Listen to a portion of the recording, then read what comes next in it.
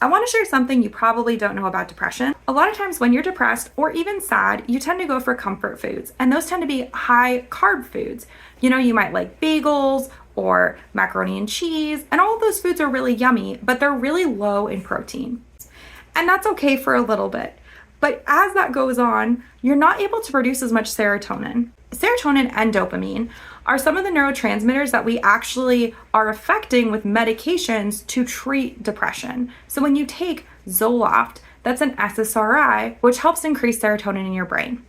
Well, you're not going to produce as much serotonin if you're not eating enough protein.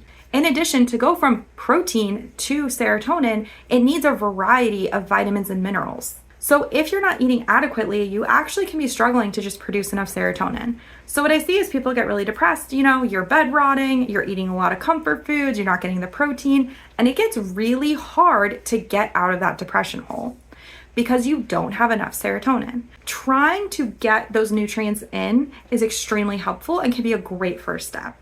So I usually like to tell people to start with a multivitamin. Usually that helps kind of help the fatigue a little bit. It's not going to cure your depression, but you're just going to have a little bit more motivation to help make those changes. The other thing is protein, and it doesn't have to be a challenging food for you to eat.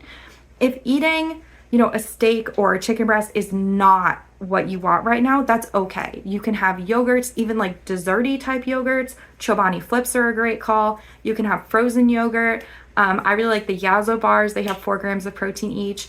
There's different protein shakes that can be great. There's granola bars and protein bars. So really trying to get protein in anywhere you can, no matter really what that source is.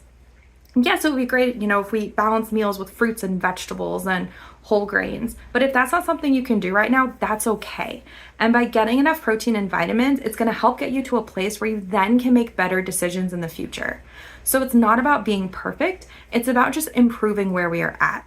And our goal is to always strive to improve, but it is okay to not be perfect. No one is perfect.